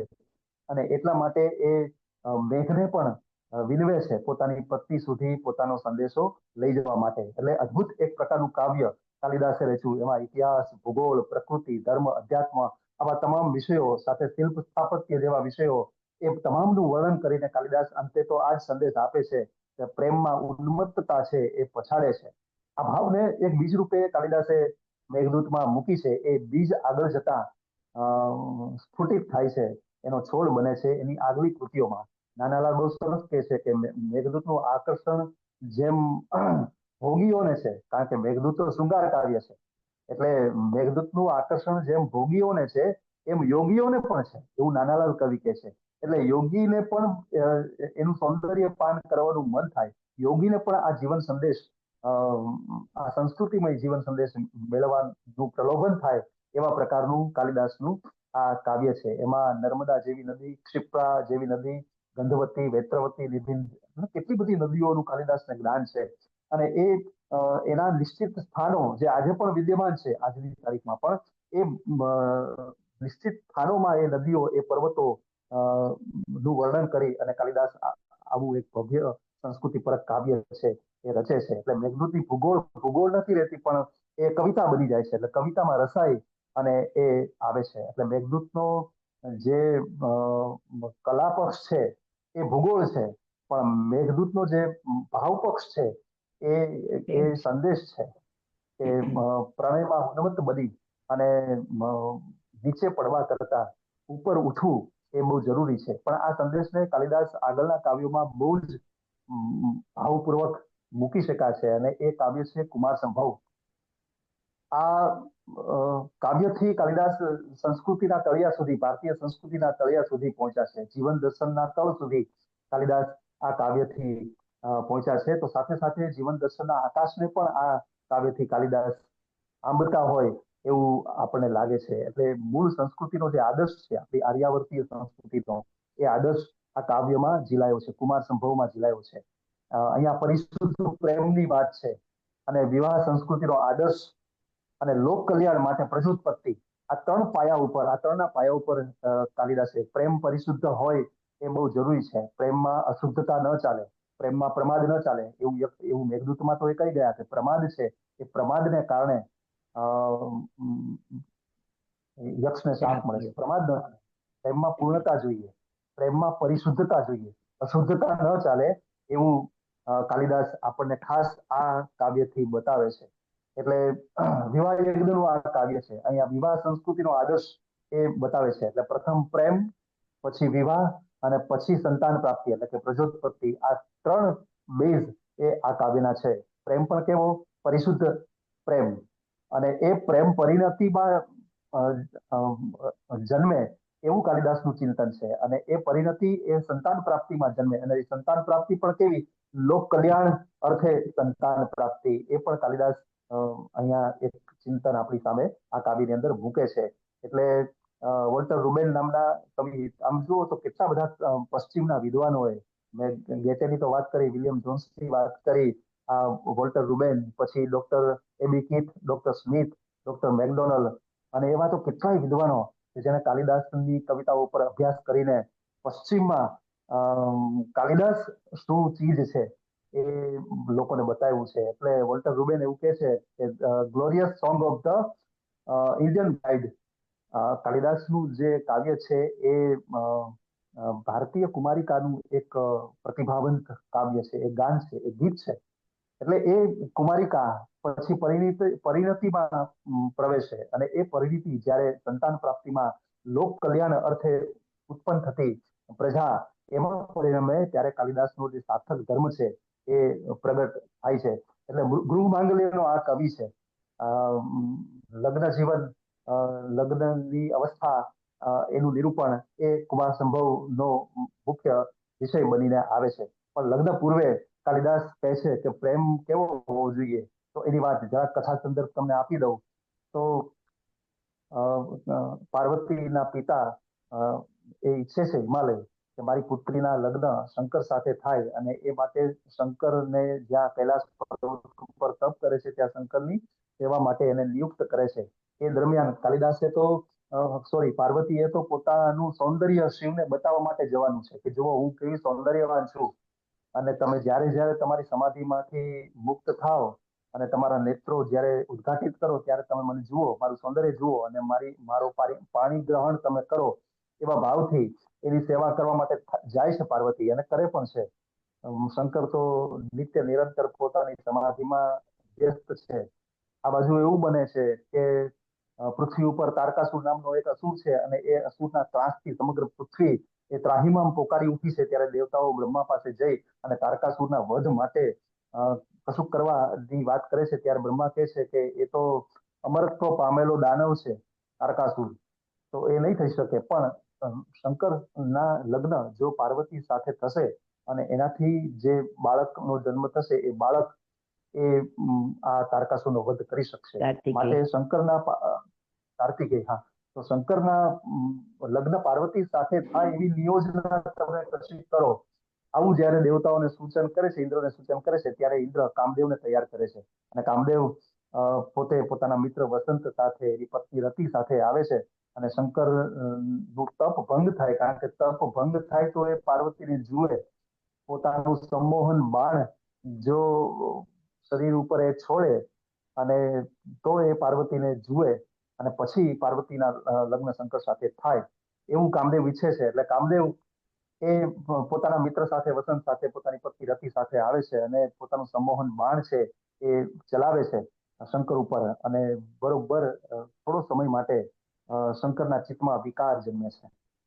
અને વિકારનું કારણ શું છે, અને એ વિકારનું કારણ, અને વિકાર જન્મે છે ત્યારે થોડીક ક્ષણો માટે એ પોતાના લોચનોને ખોલે છે, પોતાના નયનોને ખોલે છે, આંખોને ખોલે છે. આંખોને ખોલીને જુએ છે તો સામે પાર્વતી છે. પાર્વતીને જો આ તો કામદેવનું બાણ છે, સંમોહન બાણ છે.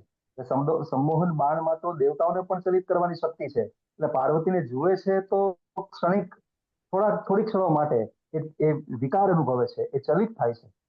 પણ પછી તરત જ પોતાની આંખો બંધ કરી લે છે અને એ પોતાના વિકારનું કારણ શું છે એ શોધવા માટે જ્યારે એ ધ્યાનસ્થ અવસ્થામાં જુએ છે તો કામદેવની નજરમાં આવે છે. પોતાની ત્રીજી આંખ ખોલીને એમાંથી અગ્નિ છે એ કાઢી અને કામદેવને ભસ્મીભૂત કરે છે. અને ત્યાં તો રતિ વિલાપ કરે છે, કામદેવ બળીને ભસ્મ થઈ જાય છે. રતિ વિલાપ કરે છે. આ બાજુ પાર્વતીને એમ પણ થાય છે કે ના ના, અમે ખોટું કર્યું છે. મારે મારા સૌંદર્યના અભિમાનથી શિવને પ્રસન્ન કરવાની જરૂર નથી. મારે કોઈ બીજું માધ્યમ પસંદ કરવું પડશે. અને આ બાજુ કામદેવ પણ ભસ્મીભૂત થાય છે. એટલે એક સાથે બંનેને જાણે સજા મળતી હોય, આ કાલિદાસનું દર્શન છે. એક સાથે કામદેવને પણ સજા મળે છે પોતાના કૃત્યથી શંકરને ચલિત કરવા માટેના. કારણ કે પ્રેમ માટે કામનો આદર્શ લેવા માટે, પ્રેમ માટે કામનું માધ્યમ લેવાનું ક્યારેય કાલિદાસને રૂચ્યું નથી. તો આ બાજુ પાર્વતીને પણ સજા મળે છે. અને એને એમ થાય છે કે હું જેને પ્રાપ્ત કરવા માટે અહીં આટલા સમયથી આ સાધના કરું છું, એ સાધના તો મારી સાર્થક થઈ નહીં, અને શિવ તો હવે મને મળશે નહીં. એટલે એ પણ હવે નવો માર્ગ શોધે છે શિવને પ્રાપ્ત કરવા માટેનો, અને એ માર્ગ છે તપનો માર્ગ. એટલે એ પછી તપ કરે છે. અને આ બાજુ કામદેવ છે એ બળીને ભસ્મીભૂત થાય છે. તો કાલિદાસ છે એ પાત્રોને સજા આપે છે. ઉન્મત્ત થયેલા પ્રેમમાં કે કામમાં ઉન્મત્ત થયેલા પાત્રોને, યક્ષમાં પણ આપણે જોયું, અહીંયા પાર્વતી અને કામમાં પણ જોયું કે ઉન્મત્ત જે થઈ જાય છે પોતાના પ્રેમ ભાવમાં કે શૃંગારમાં, એ પાત્રોને સજા આપે છે. આ એક એનું મોટું જીવન દર્શન છે. અને એ આપણી ભારતીય સંસ્કૃતિનો ધર્મ છે.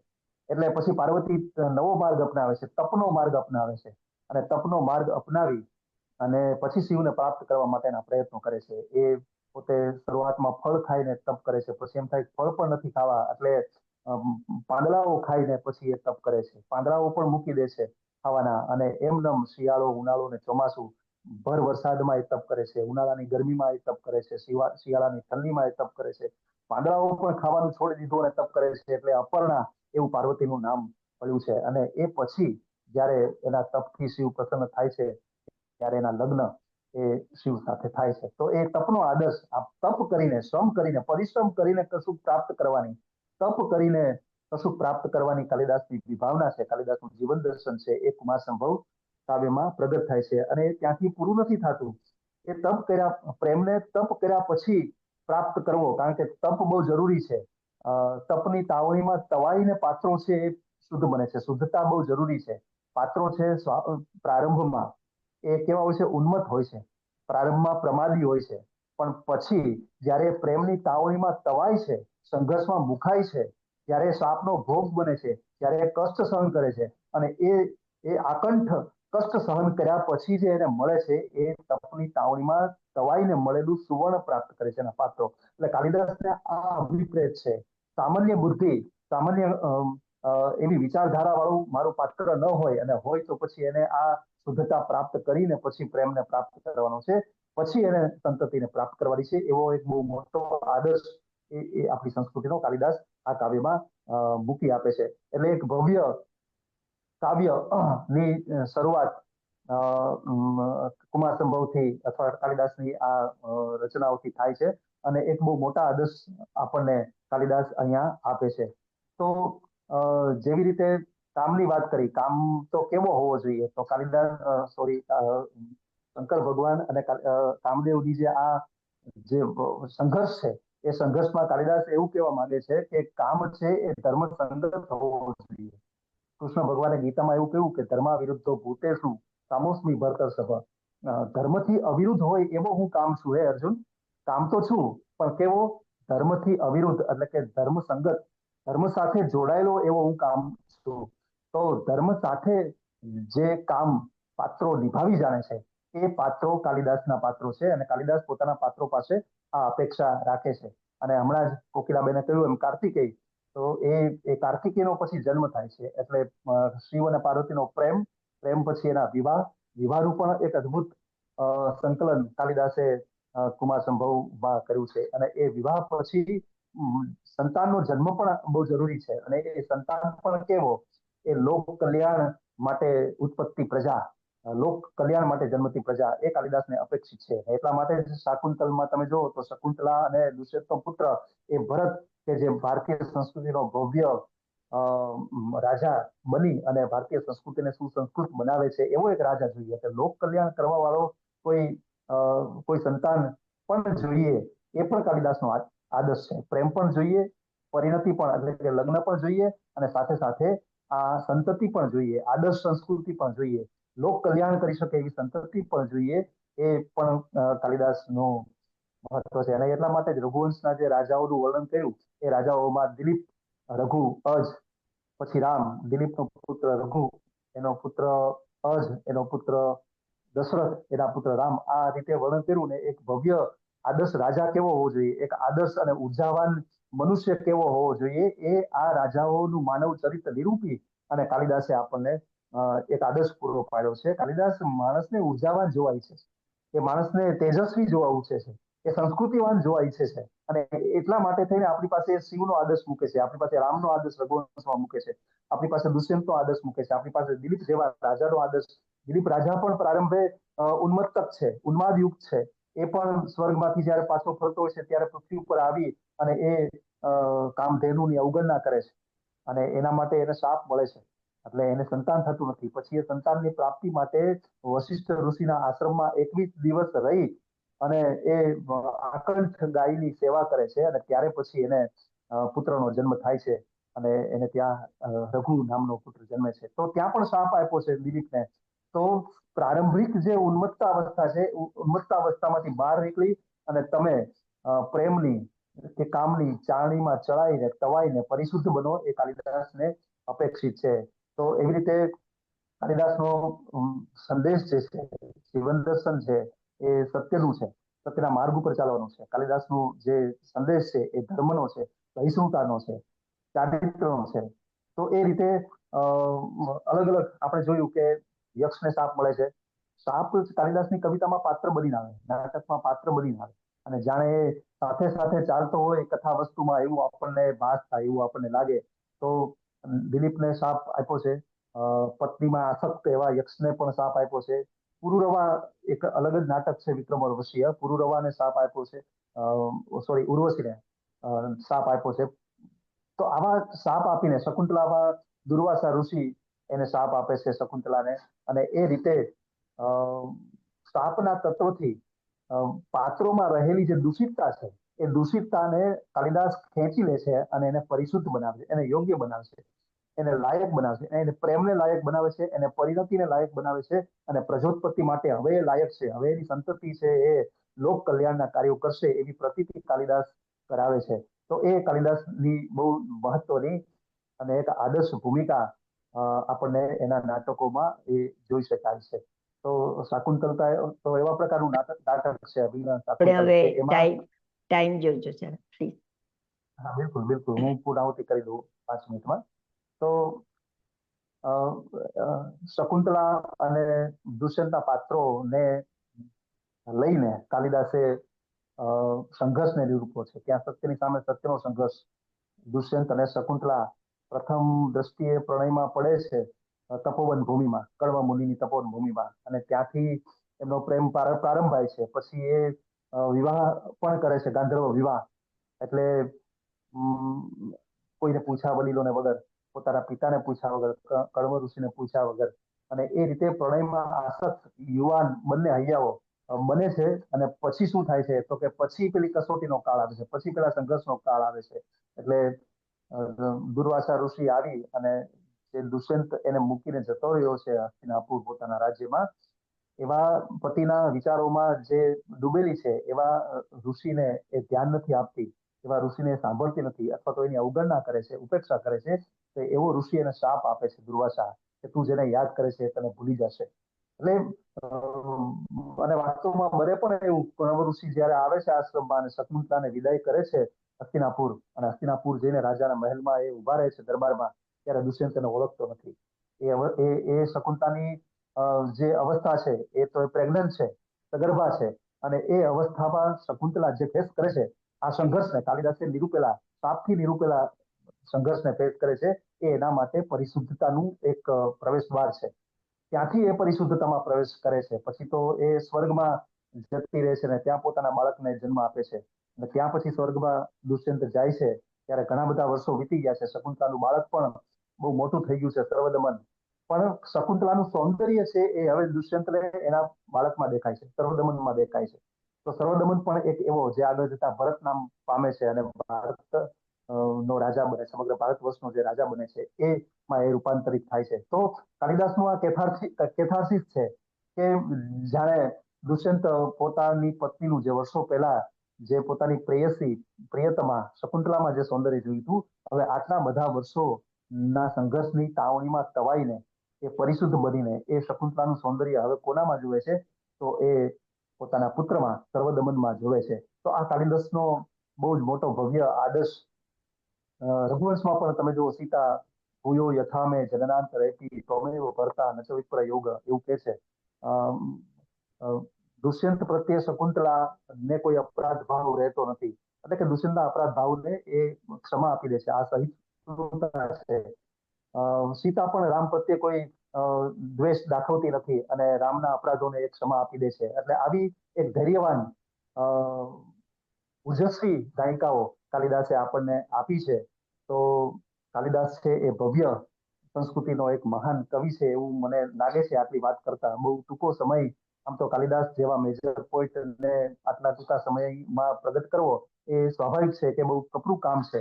પણ જે કેટલાક મહત્વના મુદ્દાઓ મેં જે તારવા અને એને કારણે હું જે તમને થોડી પણ વાત કરી શકો, કારણ કે કાલિદાસના સંઘર્ષો ની જે વાત કરીએ તો બહુ મોટું ફલક થાય.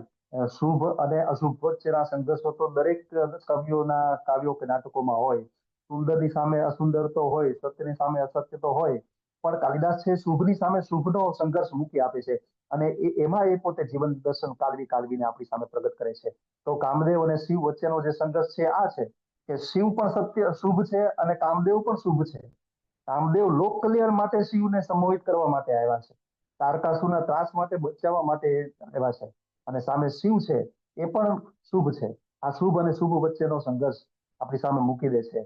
શાકુંતલની અંદર દુષ્યંત પણ નિરપરાધ છે અને શકુંતલા પણ નિરપરાધ છે. એ બંને જયારે સામે સામે આવે એટલે શકુંતલા એમ કે હું તમારી પત્ની છું અને દુષ્યંત એમ કે હું તને ઓળખતો જ નથી.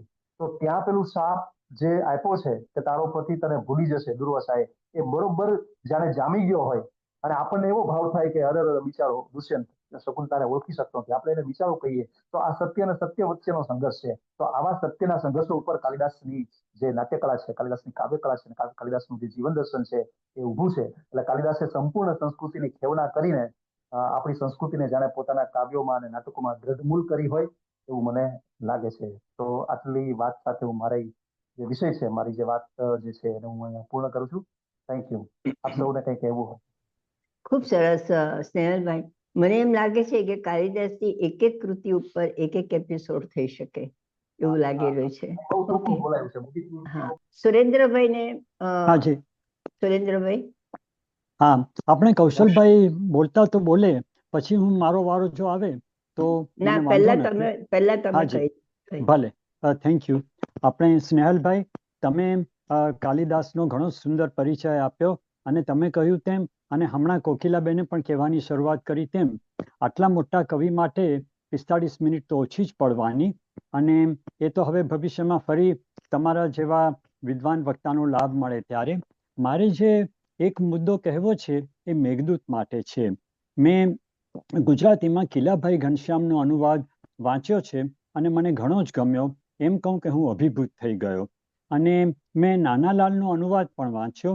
અને મારે જે તમને કહેવું અને પૂછવું છે તે આ છે કે નાનાલાલ ઘણા મોટા જાણીતા પ્રતિષ્ઠિત કવિ, છતાં મારા નમ્ર અભિપ્રાય પ્રમાણે મને કિલાભાઈનો અનુવાદ ઘણો જ ચડિયાતો લાગ્યો.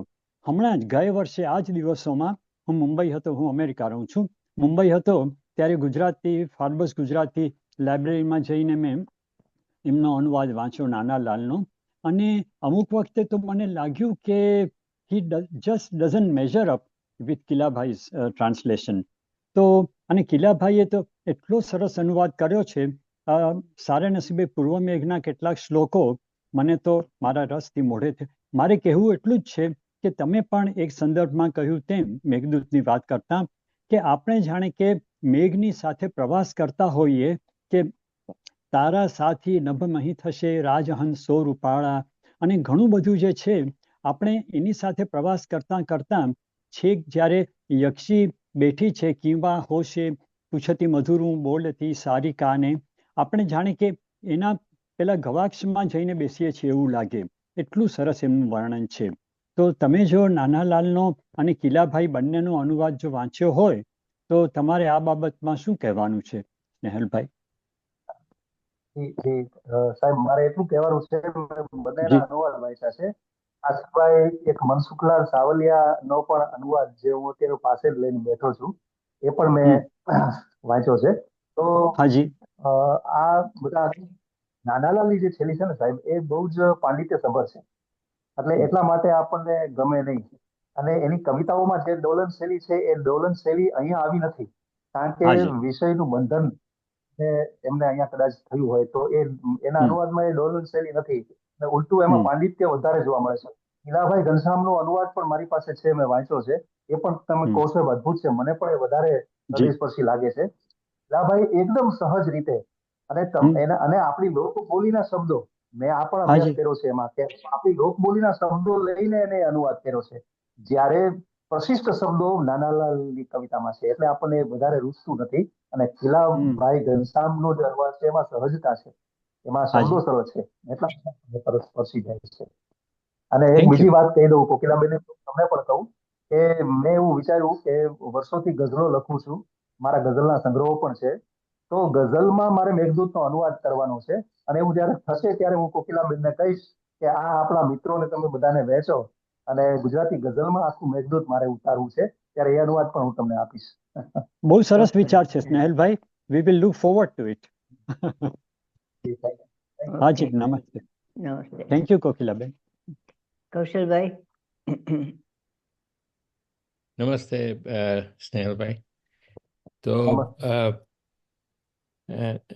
તો પેલા જેમ સુરેન્દ્રભાઈએ કહ્યું એમ કે આ જો પુસ્તક હોય તો આજે એનું ઇન્ટ્રોડક્શન થયું, એટલે એમ કે બીજા ઘણા બધા ચેપ્ટર આપણે બાકી રહી શકીએ, લગભગ બીજા 10-11 જેવા ચેપ્ટર આપણે કરી શકાય એના ઉપર, એટલું બધું આ ઊંડાણમાં જઈ શકાય એમ છે. હવે અત્યારે જ્યારે કે ભારતની અંદર ક્યારથી હિસ્ટ્રી શીખવાડવી જોઈએ એની ચર્ચા ચાલી રહી છે.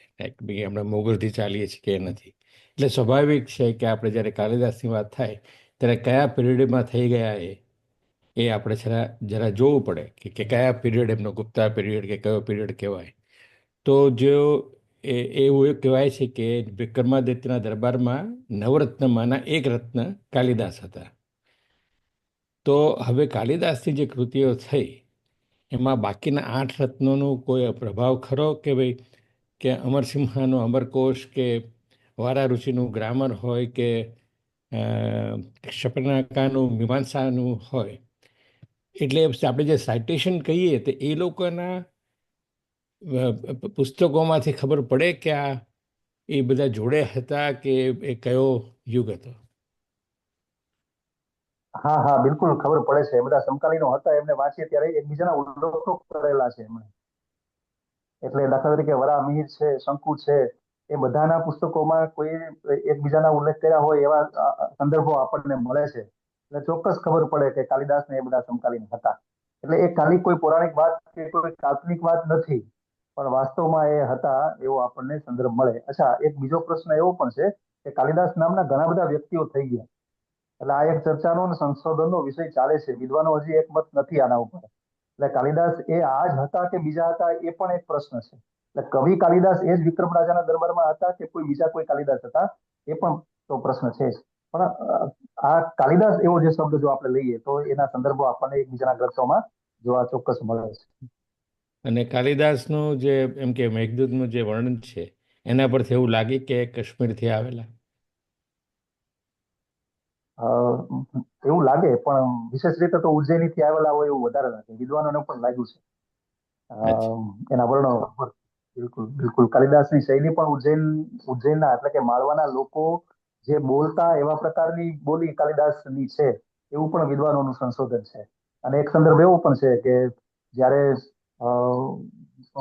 મેઘને દક્ષિણથી ઉત્તર તરફ મોકલે છે ત્યારે રસ્તામાં મધ્યપ્રદેશ પડે છે, ત્યારે ઉજ્જૈની જવા માટે થોડુંક દૂર થાય છે, તો પણ કાલિદાસ મેઘને કહે છે કે તને થોડુંક ઓડ થશે, તને થોડુંક દૂર થશે, પણ તું ઉજ્જૈની નગરી જોયા વગર તું ત્યાંથી પસાર ન થતો. આવી વાત પણ કરે છે. એટલે આવી બધી વાતોથી એવું લાગે કે કાલિદાસ ઉજ્જૈનના હોવા જોઈએ, માળવાના હોવા જોઈએ.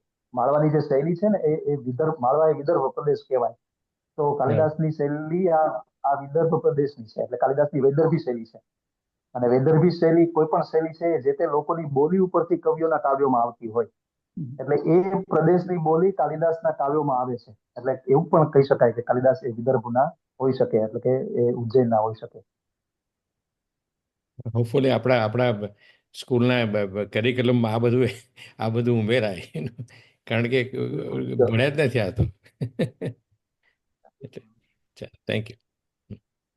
કોઈ એવો પ્રશ્ન પૂછ્યો છે કે લીલાભાઈ ઘનશ્યામનું મેઘદૂત અહીંયા ચેટમાં એ કોણે પ્રકાશિત કર્યું છે? તો રાજકોટમાં પ્રવીણ પ્રકાશન છે. પ્રવીણ પ્રકાશન રાજકોટનું. એ રાજકોટના પ્રવીણ પ્રકાશનમાંથી આ કિલાભાઈ ઘનશ્યામનું મેઘદૂત અનુવાદિત થયેલું મળે છે.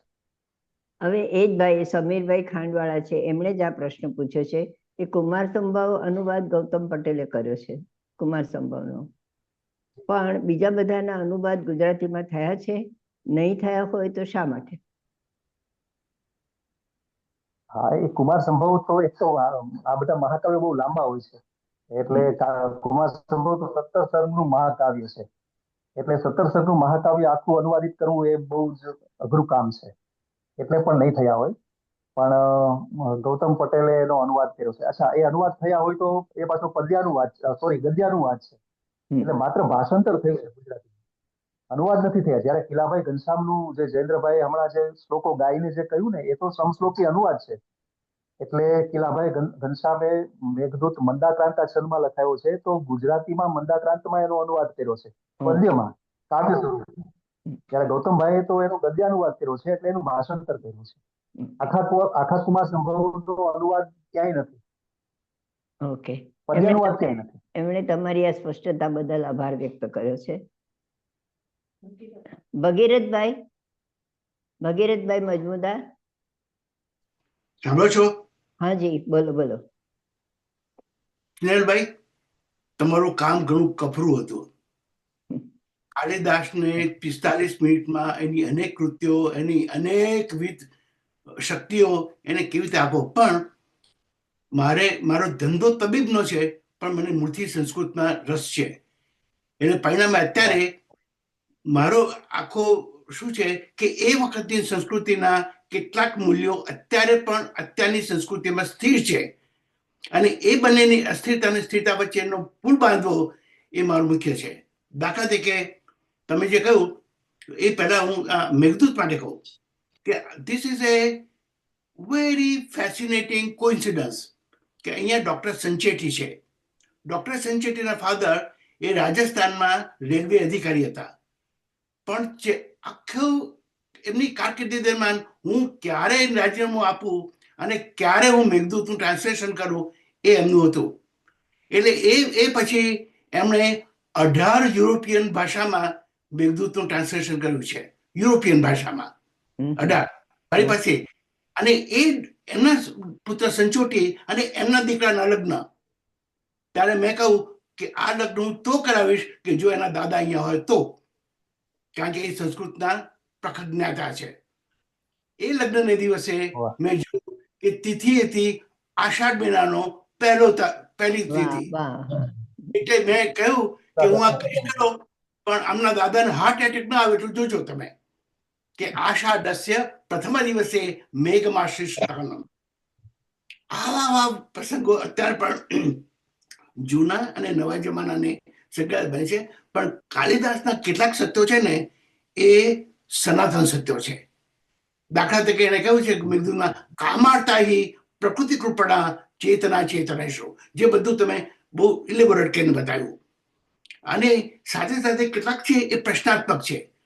દાખલા તરીકે એમણે કહ્યું અર્થો હિ કન્યા પરકીયા એવા ક્વેશ્ચનેબલ, કારણ કે સંસ્કૃતિ બદલાઈ ગઈ. કે રઘુવંશમાં એમણે કહ્યું કે આજ્ઞા ગુરુ નામ અવિચારણીય બદલાઈ ગયું. એટલે મને શું થાય છે કે બંને વચ્ચેનું સેતુ, એટલે કોઈને એમ ન લાગે કે કાલિદાસ તો જૂના જમાનાનો કવિ હતો. અને એનામાં જે શબ્દની હથોડી છે, તમે પહેલું રઘુવંશનું મૂક્યું જગત પિતરો વંદે પાર્વતી પરમેશ્વરો, પણ એને તોડી નાખો તો પાર્વતી પ રમેશ્વરો, તો શંકર અને કૃષ્ણ બંને આવી ગયા. પાર્વતી પારયતી સ પાર્વતી પ શંકર, રમેશ્વરો રમાહ રમાયા ઈશ્વર રમેશ્વર. આ બધી અંદર ખાનેના એની કેવી દ્રષ્ટિ હશે એ એક જોવાની વાત છે. એટલે પરિણામે અમારે મેડિકલ સ્કૂલની અંદર જયારે હતું, અને એમાં અહીંયા અમારો આપણે વેસ્ટર્ન અમેરિકન કોઈ પોએટ છે, અને એને કહ્યું કે કિડ્સના વખાણ કરતા એને કહ્યું કે Satyam Shivam, truth is beauty and beauty is truth. કેટલું અદભુત. મેં કહ્યું સોરી, પણ આ લેવાયું છે કાલિદાસમાંથી, અને એને 2 નહીં 3 મૂક્યા, સત્યમ શિવમ સુંદરમ. આ જે આપણી સંસ્કૃતિ કોઈ જ પહોંચે નહીં, પણ એને વખત ન પહોંચી જાય જોવાનું કે વખતને કારણે એ રહેવું પડે. જો મુકાઈ ગયું તો પછી કહેવાતું તો શું અને ન કહેવાતું શું. અને માટે તમે જે એક જ કૃતિ એમની બરાબર ન લીધી, એ માલવિકાગ્નિમિત્રમ. અને એ માલવિકાગ્નિમિત્રમાં એને કહ્યું કે મૂઢ પરપ્રત્યયને બુદ્ધિ, મૂર્ખ માણસે એ બીજાના ઉપર આધાર રાખીને એની બુદ્ધિ ચલાવે છે, બાકીના તો પોતાની મેળે ચાલે છે. These are the beauties of Sanskrit literature which I enjoy. ભાઈ ઘણું બધું મારે આમાં તો લેવું હતું, પણ ઘણા બધા સંદર્ભો છૂટી ગયા છે સમયના અભાવે. ઘણું બધું કહી શકાય, અને તમે જે પૂરક વસ્તુઓ કહી એના માટે થેન્ક યુ વેરી મચ. ખરેખર આપણે સ્નેહલભાઈ આપણે ધીમે ધીમે કરીને એક એક કૃતિનું કરીશું, જેથી જેણે બી કાલિદાસને એ સુમાસમાં વાંચ્યું નથી એ લોકોને પણ એનો ખ્યાલ આવશે. આભાર વ્યક્ત તો કરવો જ જોઈએ ને. તો નીતિનભાઈ ભટ્ટને હું વિનંતી કરીશ કે તેઓ આભાર દર્શન વ્યક્ત કરે. ગુજરાતી સાહિત્યના રસિયાઓને મારા વંદન. સમયની મર્યાદાને કારણે હું ઓછું બોલીશ, એટલું કહીશ કે સ્નેહલભાઈએ શરૂઆતમાં કહ્યું કે હોડકું લઈને સાગરની સફર છે, પણ આપણા સાંભળનારો માટે આ એક ક્રૂઝ બની રહી. ભલે ઓછા સ્થળે ગયા, પણ ઉત્તમ માર્ગદર્શન સાથે ગયા, અને સઘન વિગતો આપણને જાણવા મળી. અને અત્યારના ઉમાશંકર દાદા જેવા કવિઓ અને જૂના કવિઓનો રેફરન્સ, ગ્રીકનો, અંગ્રેજનો, એ બધા કવિઓનો રેફરન્સ પણ સાથે હતો. એ બહુ સારું હતું. અને કાલિદાસની કલ્પના તો અદ્ભુત છે, પણ એનો એકાદો અંશ લઈને આપણે જો એમ કહીએ કે કાલિદાસે જેમ મેઘદૂત દ્વારા પોતાની યક્ષિણીને સંદેશ મોકલેલો, એ અત્યારે કદાચ એટલો વ્યાપક બન્યો છે કે અત્યારે પણ આપણે અવકાશના માધ્યમથી જ એકબીજા સાથે જોડાયેલા છીએ સમગ્ર વિશ્વમાં. એટલે કાલિદાસને એ રીતે પણ સ્વપ્નદ્રષ્ટા ગણી શકાય, જેવો એક જુલે વન હતો. આ કહીને હું વિરમું છું. આભાર. ખૂબ સરસ. નીતિનભાઈ, તમે બી ગાગરમાં સાગર ભરી દીધો એવો આભાર વ્યક્ત કર્યો છે. ખૂબ સરસ. તો હવે આપની સફર જે છે એ સફર આપણી અત્યારે વિરામ પામી રહી છે. અસ્તુ.